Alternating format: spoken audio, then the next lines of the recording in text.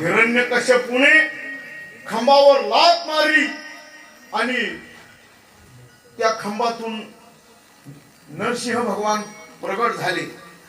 मागचा पुढचा विचार न करता क्रोधायमान झालेले भगवान परमात्मा नरसिंह यांनी उचलून दिवसा नाही रात्री नाही संधी काळाच्या वेळेला बाहेर नाही आत नाही वाड्याच्या महाद्वारात उंबरठ्यावर वर नाही खाली नाही स्वतःच्या मांडीवर शस्त्र नाही अस्त्र नाही आपल्या नखांनी मनुष्य नाही प्राणी नाही असं एक आवेशपूर्ण कलापूर्ण असं शरीर धारण केलं.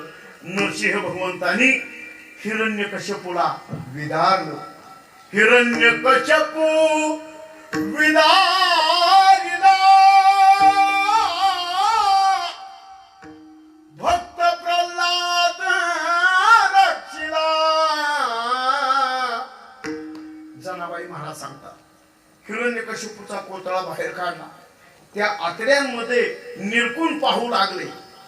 नारद भगवान विचारताय देवा आता हिरण्यकश्यपू गतप्राण झाला तुम्ही याच्या आतड्यात काय शोधता. तेव्हा नारद आला. नरसिंह अवतारी परमात्मा सांगतायत अजून एखादा भक्त प्रल्हाद याच्या पोटात असला तर मला पुन्हा हाच अवतार घ्यावा लागेल. तेव्हा या अवतारामध्ये जर दुसरा प्रल्हाद असेल तर अगोदरच बघायला हवा. म्हणून पोटातली आतडी सगळी बाहेर काढली. आपल्या नखांवर आपल्या खांद्यावर असं अकराळ विकराळ रूप ते रूप काही केल्या शांत होईना. लक्ष्मी आई साहेबांना पाठवलं. श्रीमद भागवत पुराणामध्ये गोड प्रसंग आहे.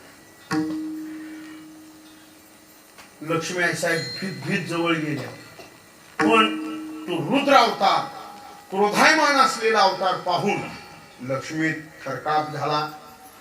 मग मात्र सगळ्या ऋषी मंडळींनी देवदेवतांनी जय जयकार केला. नारद महर्षींनी भक्त प्रल्हाद